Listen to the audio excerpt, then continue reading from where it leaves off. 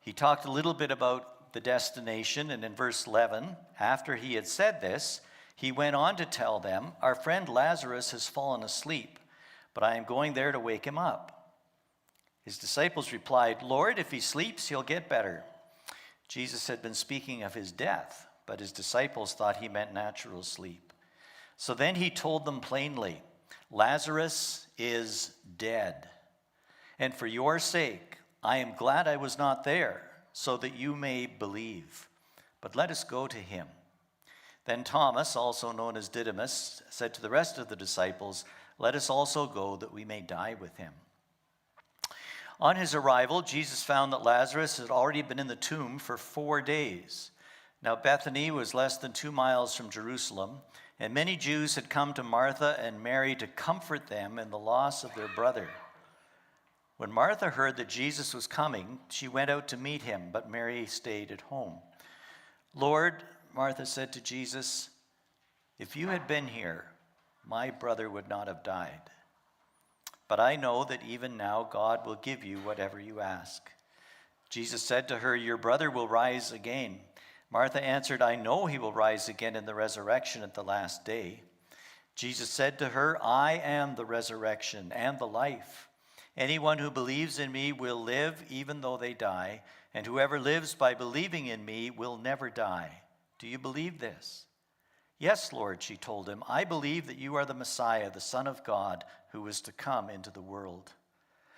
After she said this, she went back and called her sister Mary aside. "The teacher is here," she said, "and is asking for you." When Mary heard this, she got up quickly and went to him. Now Jesus had not yet entered the village, but was still at the place where Martha had met him. When the Jews who had been with Mary in the house comforting her noticed how quickly she got up and went out, they followed her, supposing she was going to the tomb to mourn there.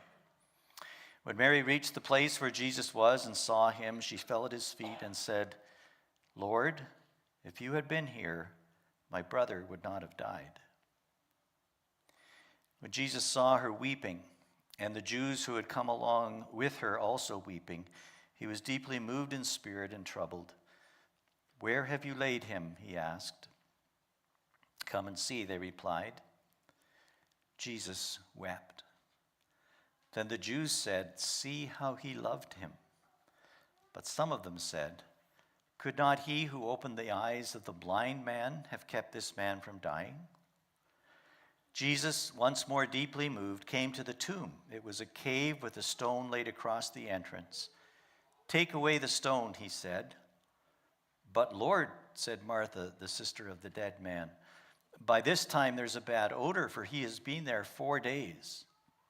Then Jesus said, "Did I not tell you that if you believe, you will see the glory of God?" So they took away the stone. Then Jesus looked up and said, "Father, I thank you that you have heard me. I knew that you always hear me, but I said this for the benefit of the people standing here, that they may believe that you sent me." When he had said this, Jesus called in a loud voice, "Lazarus, come out." The dead man came out, his hands and feet wrapped with strips of linen and a cloth around his face. Jesus said to them, "Take off the grave clothes and let him go." Therefore, many of the Jews who had come to visit Mary and had seen what Jesus did put their faith in him. What an astounding story. What a story that stands out in our minds as we reflect on the life of Jesus, the ministry that he conducted while he was here on earth, and the impact that that had on such a large number of people. It's interesting as the story unfolds that we see Jesus talking with somebody. There we go. Jesus was talking where he was, and we have this announcement that Lazarus was sick. I think we all know what it's like to have a loved one who is sick, who is not doing well. There's that spectrum somewhere between hopefulness that there will be recovery and helplessness that we don't know what to do about it. We feel like our hands are tied. We feel like what we want to happen, there's no guarantee that it's going to happen. And so Mary and Martha had that same feeling in their hearts. They were devastated that this brother of theirs was sick.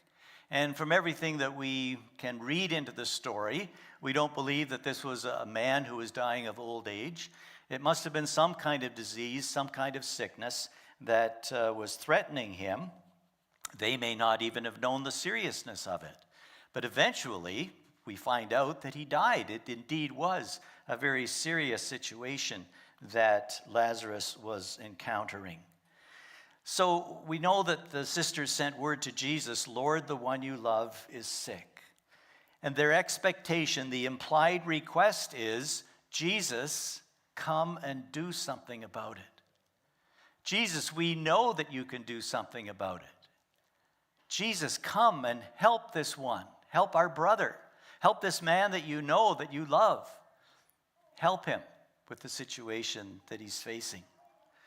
Healing was very much a part of Jesus' ministry. And so it's not unusual to think that Mary and Martha, when their brother is sick and they're feeling the potential consequences of what this might be, would reach out to Jesus. Jesus often healed those who were sick. He loved to heal people. In the Gospel of John, we read of him healing the nobleman's son, healing a paralyzed man, healing a man born blind that the Jews referenced in our text this morning. And that was so much a part of Jesus' ministry that even after he had died and was resurrected and ascended into heaven and sent his Spirit and the church was born, the church believed that that aspect of Jesus' ministry would continue. They believed that the things that Jesus did would be available to Jesus' followers even after Jesus had departed this earth. Peter in the book of Acts says, speaking of Jesus, he said, he went around doing good and healing all who were under the power of the devil because God was with him. This was the story that the apostles were preaching, that this Jesus who healed while he was here on earth could continue to heal people today. Healing was so much part of Jesus' ministry that it carried on to the early Christians. In the book of James, the instructions are given there in chapter 5 that if any of you is sick, to call for the elders of the church, to anoint the sick person with oil, and the prayer offered in faith, Jesus will raise that person up and restore them to health. So we're encouraged to seek God's healing hand in our lives and in the lives of our loved ones. There's no reason that Mary and Martha could think of that Jesus couldn't speak a word or come and see Lazarus and make a difference in the outcome of the trajectory that he was on. It was his habit. But there's a very strange sort of twist in the story in the next verses when we read that when he heard this, Jesus said, the sickness will not end in death. No, it is for God's glory so that God's Son may be glorified through it. Now get your head around this. Now Jesus loved Martha and her sister and Lazarus. So when he heard Lazarus was sick, he didn't do anything. He stayed where he was. He stayed another 2 days. That's certainly not what Mary and Martha were expecting, anticipating, hoping for.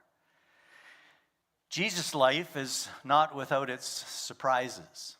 And this is kind of a surprising outcome, a surprising turn of events, when Mary and Martha, full of faith, send word to Jesus that their brother is sick, and Jesus apparently does nothing about it.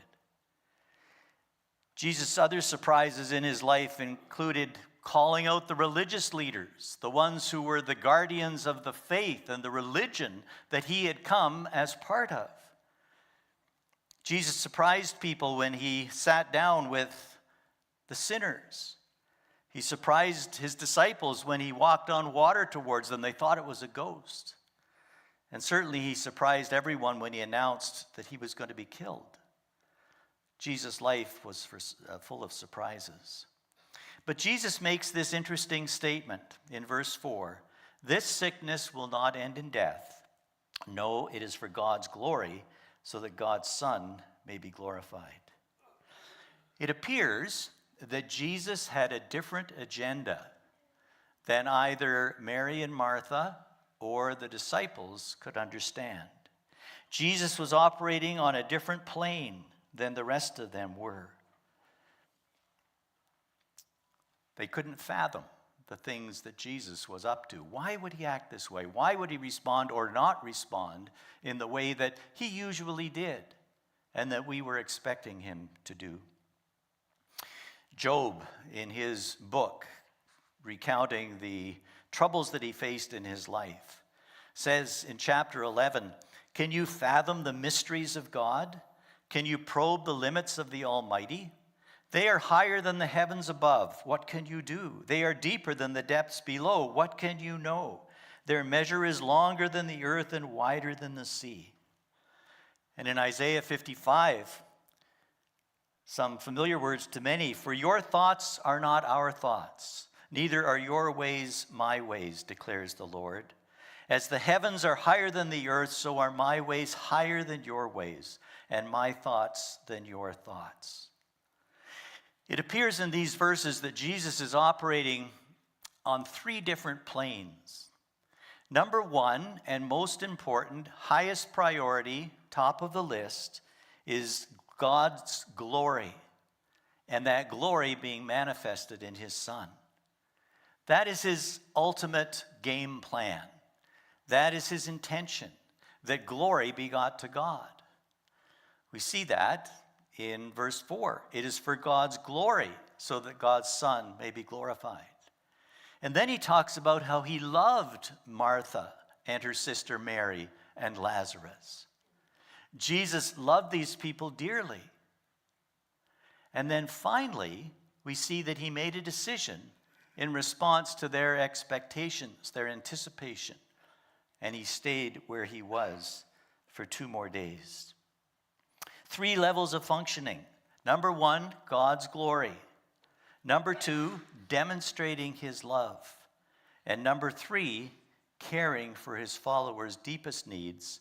Sometimes those 3 all line up, but not always, and apparently not in this case.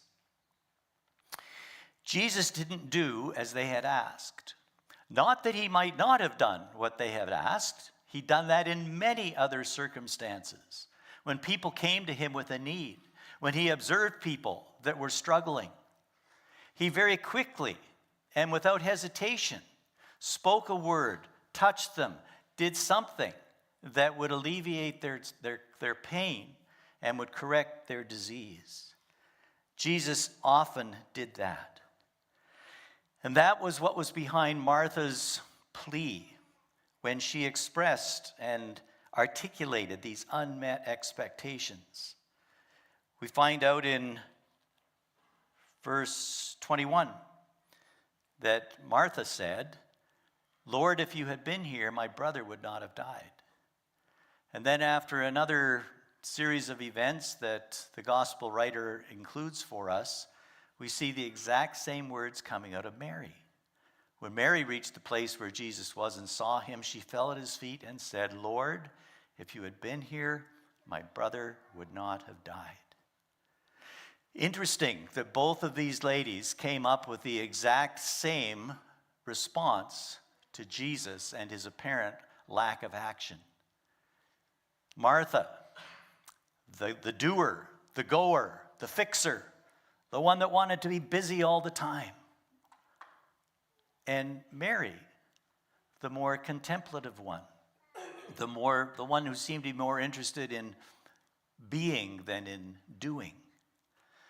Contrasting personalities, contrasting sisters, and yet both of them with the same response to Jesus. "Lord, if you'd been here, he wouldn't have died." In other words, "Lord, why? Why didn't you do it? You've done it before. You've done it often. It's not something that's unusual. Lord, Why? Even the Jews suggested that Jesus might have done that. If you remember in verse 37, it said, some of them said, could not he who opened the eyes of the blind man have kept this man from dying? So there was general consensus, not only in the family, but among those who were observing what was going on, that somehow Jesus blew it. Somehow he didn't come through the way that he used to, the way that he usually did, and the way that they hoped he would have done.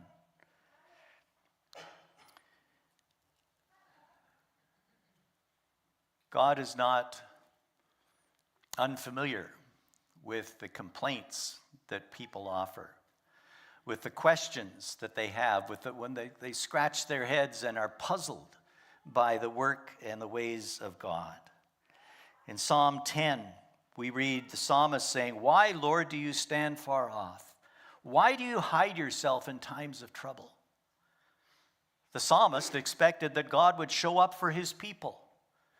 But in this instance, it almost looks like God had taken a hike.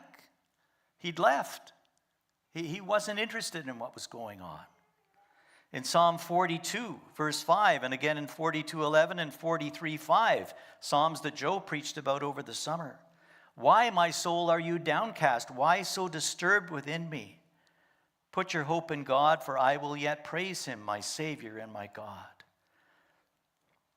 There the psalmist is taking the disappointment that he's facing and the disillusionment he might have with the situation around him, and at least attributing the fact, understanding the fact and proclaiming the fact that God has not left them, but for some reason he has allowed them to experience this difficulty, this trauma. Psalm 88, why, Lord, do you reject me and hide your face from me? Throughout the scriptures and throughout Christian history, people have gone through those experiences where it appears like God is nowhere to be found. And in their time of great need, and in their time when they're hoping that God will show up, and they're hoping that God will demonstrate his greatness, and that when they're hoping that God will come and meet their need, crickets. Nothing. Nothing. As we read through the story, we find out that God's intended outcome, Jesus' intended outcome, was realized. Jesus accomplishes the mission of glorifying the Son, getting more to believe. There is an outcome in this story that was much greater than Mary or Martha or the disciples could ever have imagined. But Jesus knew all along what he was doing. We read a number of instances where this kind of thing is recorded. In John chapter 11, it says, after the portion that we read, many of the Jews who had come to visit Mary and had seen what Jesus did, raised Lazarus from the dead, believed in him. We get into John chapter 12, where the gospel records Jesus' triumphal entry into Jerusalem on Palm Sunday. And it says, meanwhile, a large crowd of Jews found out that Jesus was there and came, not only because of him, but also to see Lazarus, whom he'd raised from the dead. And in verse 17, now the crowd that was with him when he called Lazarus from the tomb and raised him from the dead continued to spread the word. Many people, because they had heard he had performed this sign, went out to meet him. Jesus had something in mind that was beyond the scope of understanding, at least in the immediate sense, of Mary or Martha or the disciples. There's a lesson for all of us in this. We can choose to place our disappointments in God's loving hand, believing that he will accomplish much more than even our highest dreams and hopes would have realized. Mary and Martha were under the impression, rightfully so, that Jesus could have come. He could have come right away. He could have come and corrected Lazarus' condition, healed him. And Lazarus would have gone on as a man who had been sick and was now well. Jesus could have done that. Jesus did do that on many occasions. But Jesus was going to substitute something better. Jesus was going to do something that they had not anticipated. Jesus was going to do something that brought glory to his name, that accomplished his purposes, and in the end, satisfied the needs of his people. We can choose to place our disappointments in God's loving hands to accomplish much more than we could ask or think or imagine. I was not scheduled to preach this morning. As of 2 weeks ago, we thought that Tillsonburg Alliance Church was going to have a candidate to serve as the next lead pastor of this church. And then we heard that that was not going to happen. Then we heard that for whatever reason, the plans that had been made, the prayers that had been prayed, the expectations that so many of us had were going to be lost. We had been hoping. We were in that stage between hopefulness and helplessness. We needed a new pastor. And we were hoping that a new pastor was going to be identified soon. And yet we felt sort of helpless. We couldn't manufacture a new pastor. We had to go through a process. We had to check things out. We had to seek God's direction, and we did that. We were expecting Jesus to identify a new pastor for a congregation he loves. This one right here, Tillsonburg Alliance Church. Jesus promised to build his church. Why shouldn't we expect that he would provide a pastor? We believe, and still believe, that Jesus knows who's best suited to lead Tillsonburg Alliance Church, and so we entrust that process to him. But there's a verse in Proverbs chapter 16, verse 9, that comes to bear on our situation. In their hearts, human beings plan their course, but the Lord establishes their steps. I remind you of the verse we read when we were talking about Mary and Martha from Isaiah. My thoughts are not your thoughts, neither are your ways my ways, declares the Lord. As the heavens are higher than the earth, so are my ways higher than your ways, and my thoughts than your thoughts. Like Mary and Martha, those of us who are gathered here this morning are dealing with unmet expectations. Jesus didn't do what we thought he would do, though he has done so before and will probably do so again. Typically, the kind of process that we use in the Christian Missionary Alliance to identify a new pastor continues to move along through the various steps. And at the end of those steps, a pastor is identified, takes up his role, the church moves on to another chapter of ministry. That's how it usually happens. That's how it's happened often in the past. And that's how it will happen often in the future. But this time, it didn't happen that way. This time we've come to a bump in the road. This time what we thought was going to happen, what we expected was going to happen, what we expected Jesus was going to do, he didn't do. And so like Mary and Martha, we're left not just scratching our heads, but we're left with disappointment, disillusionment, sometimes anger at why the Lord Jesus would leave us in the lurch, or so it would seem.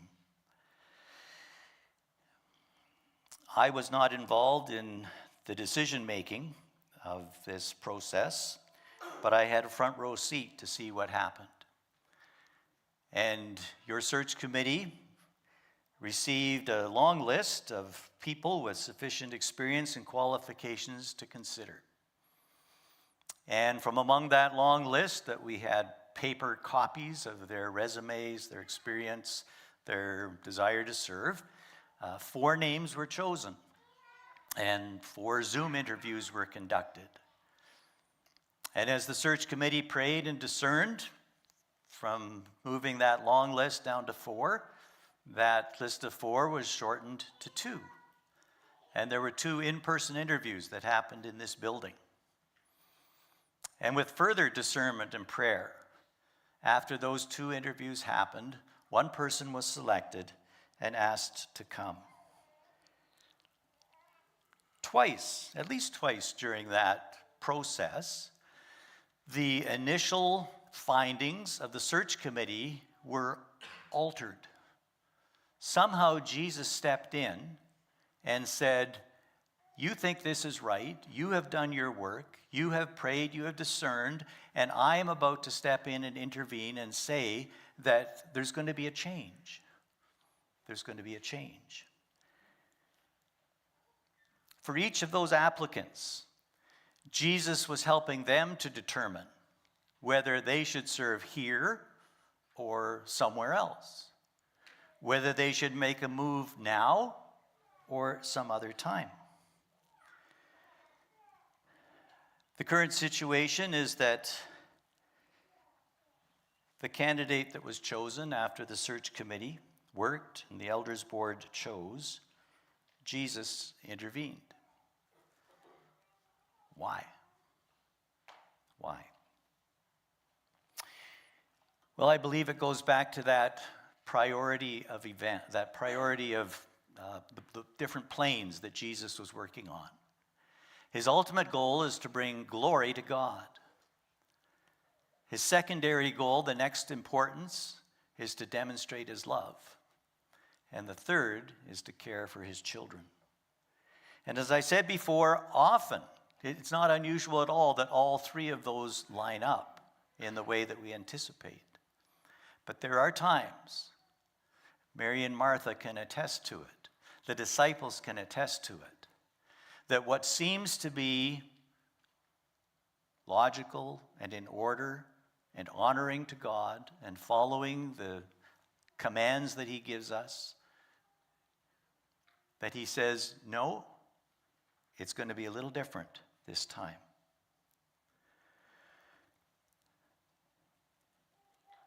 I choose to believe because God, in his desire to glorify his name, to demonstrate his love, and to care for his people, has something better in mind for us and for the candidate that we thought was going to be here today.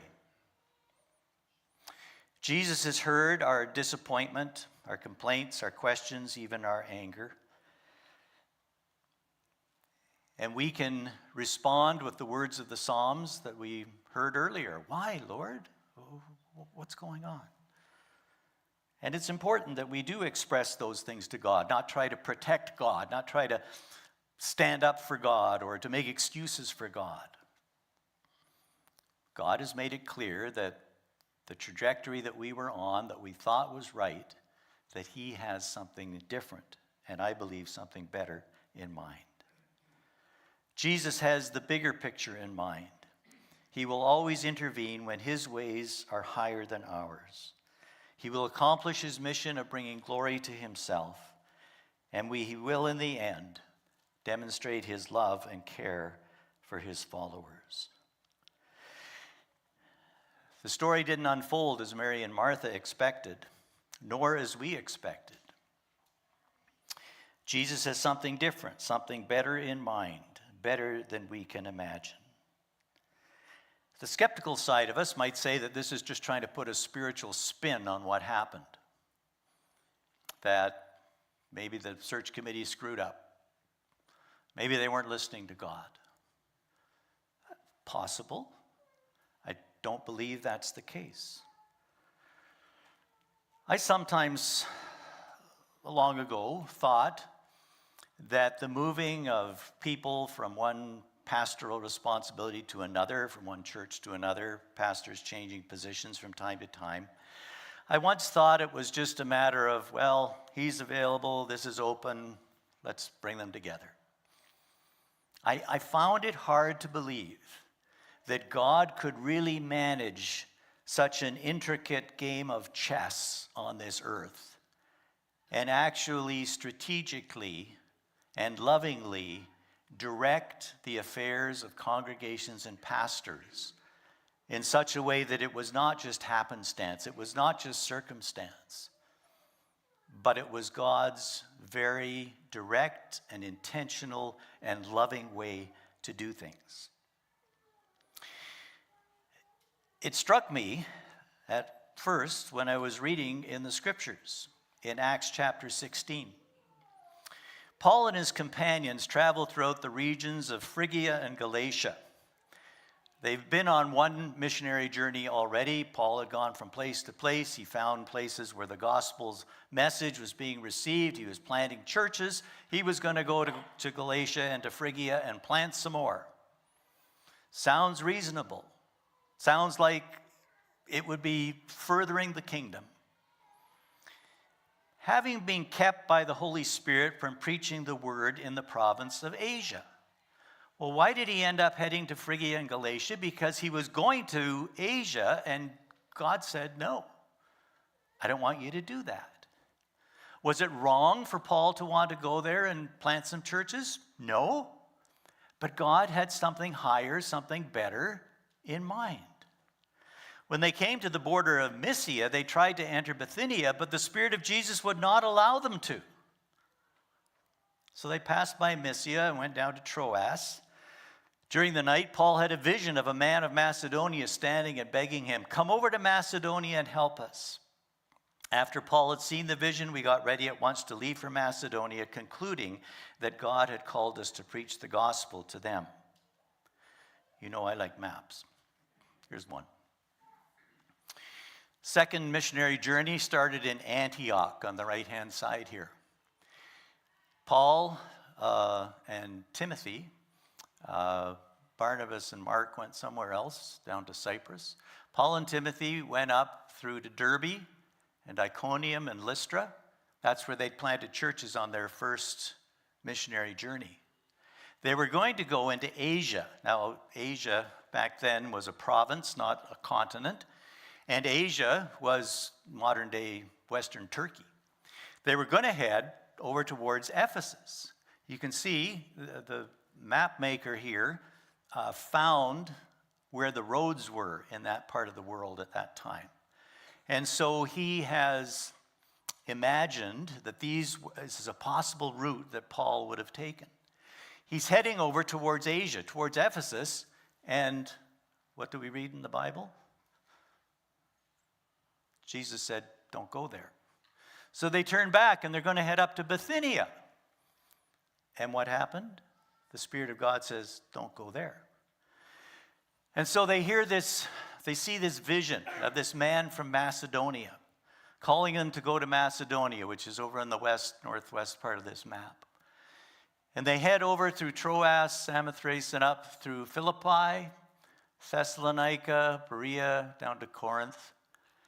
Paul plants churches there. Eventually he sends letters there. We have the books of Philippians. We have 1st and 2nd Thessalonians. We have 1st and 2nd Corinthians. If he'd gone north, we might be in our Bibles today looking at 1st and 2nd Bithynians. Were the people in Bithynia any less needing the gospel to be preached to them? No. But God had a higher plan, a different plan. And apparently he made it known, crystal clear like, to Paul in his journeys.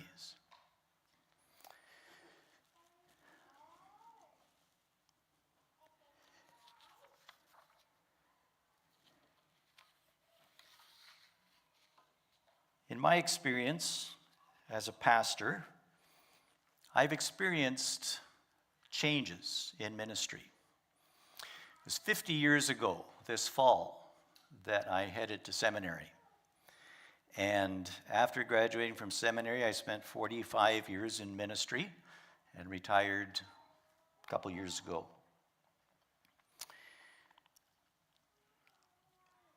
I cataloged all the changes that I made during my time in ministry.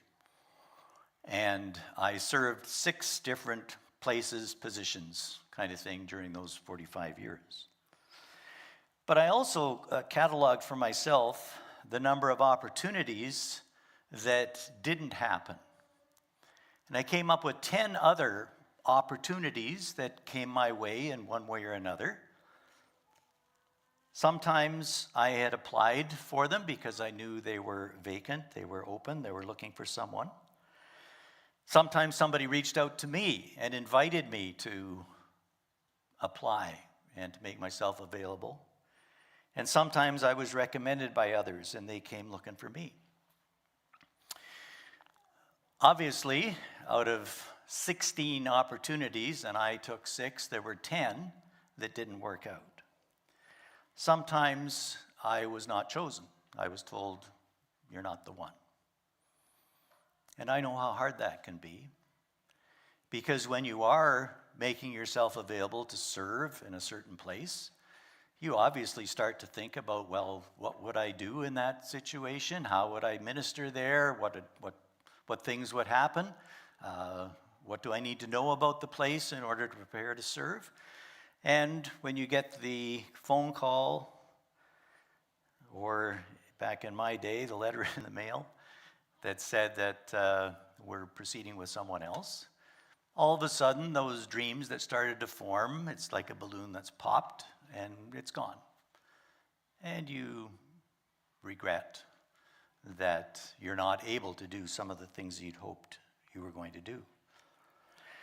On a couple of occasions, I was chosen and asked to do something, and we prayed about it. We decided no, we were going to decline. 6 times, obviously, we accepted the role. I want to tell you about one of those transitions that happened before I close this morning. Glendine and I started our ministry in Sparwood, British Columbia after graduating, me from seminary, her from Bible college. And we went there in July of 1978. And we served there for a number of years. It was a pretty hard place. It was the first place we'd served, so we didn't know any different. We were dumb enough to think this is what church ministry is like.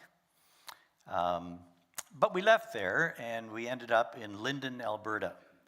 Small little agricultural community about an hour northeast of Calgary, up by Three Hills, where Prairie Bible Institute is. We had lots of students from Prairie that were part of our church and did their Christian service in our congregation and so on. It was a small congregation, 60 or 70 people. And while we were there, well, I guess before we arrived, our son was born. While we were there, our 2 daughters were born. But we were coming up to this juncture where our son was going to start school. And we'd been in Lyndon a few years, and Glendine and I thought, well, should we stay here longer, or should we make ourselves available to move on? And one of the reasons for that was thinking that our young son was going to start school.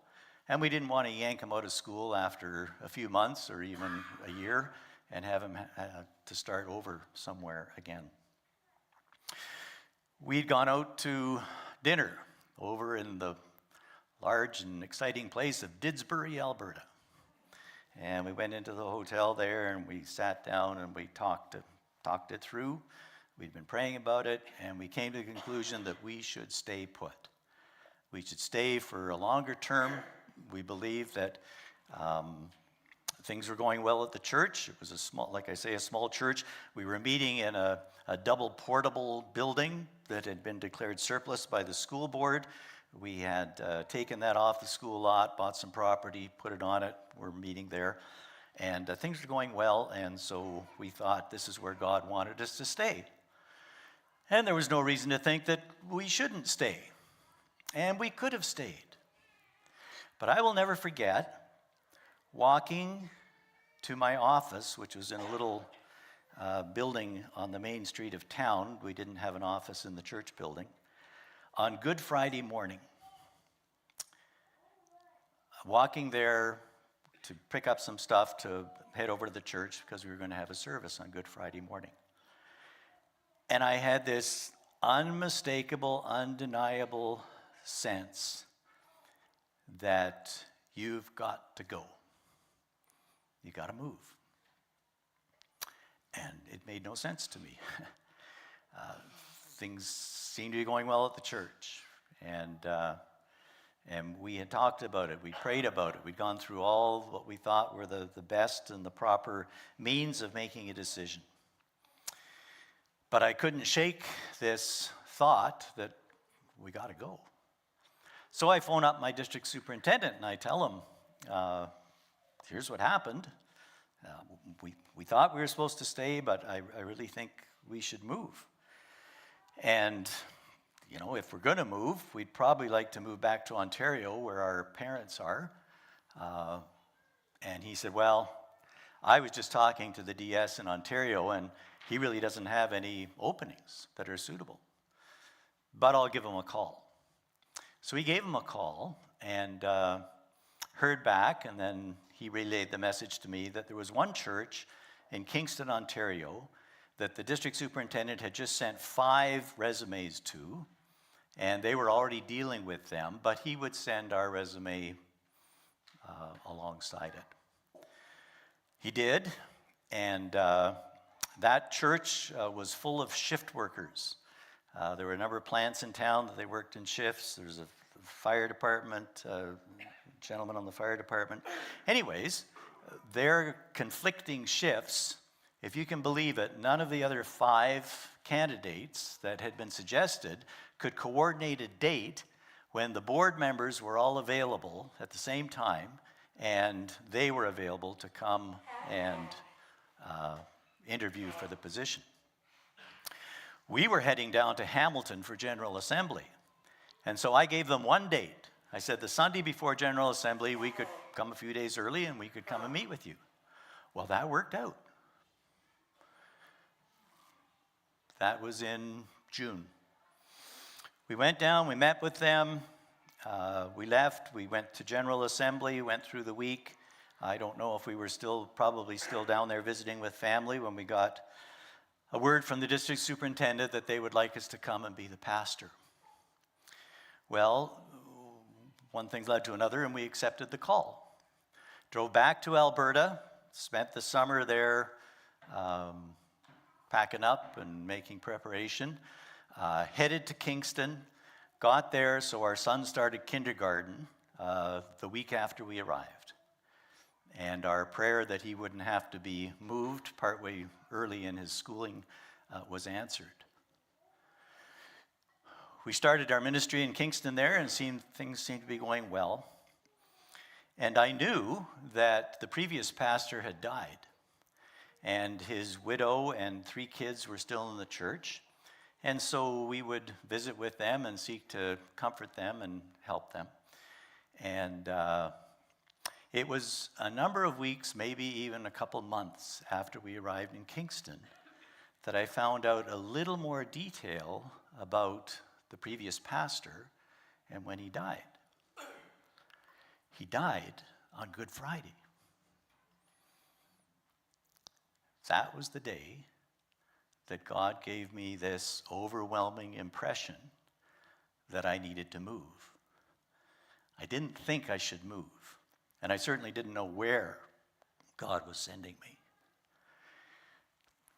That solidified in my heart and in my mind that the choosing and placing of pastors and the marrying of pastors and congregations is not just something that happens because there's availability and vacancy. It's something that God orchestrates. And there's sometimes when God's plan to bring glory to himself, the demonstration of his love, and the care for his people all line up, and everything seems to move in a orderly, predictable fashion. Let me put it that way. And there are other times when things just don't line up, and we don't understand, and we can't understand the purposes that God has when things don't line up. And sometimes by God's grace, over time, it becomes clear. And in retrospect, we see, oh yes, that was God's good intention for us. And in so doing, our faith in him, our understanding of him grows, develops, is solidified and strengthened. Glory comes to his name. His love is demonstrated, and his people are cared for. There is a verse in Romans chapter 8 that says, we know that in all things God works for the good of those who love him and who have been called according to his purpose. That includes the good things and the bad things, the big things and the small things, the unique things and the usual things. All things work together. All things work together for good. And all things includes Jesus' conception and birth, his teaching and miracles, his trial and crucifixion, his death and burial, his resurrection and ascension.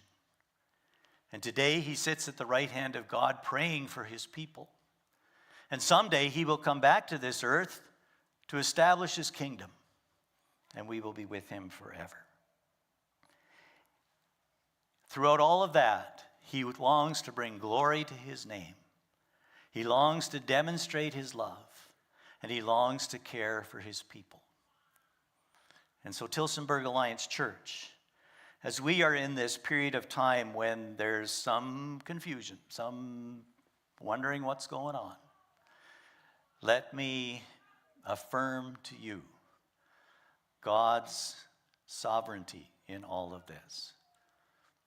God's desire to bring glory to his name, God's desire to demonstrate his love, and God's desire to care for his people, even when we can't figure out what's going on. We are his followers. We are children of God, and he will always bring glory to himself, show his love, and bless our lives. The worship team's going to come. We're going to sing a song, and then we'll come back up for a moment.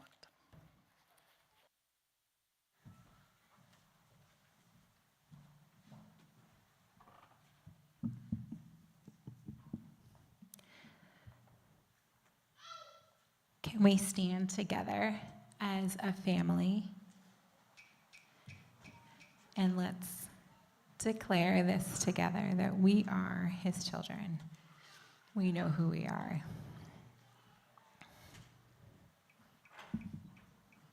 Who am I that the highest king would welcome?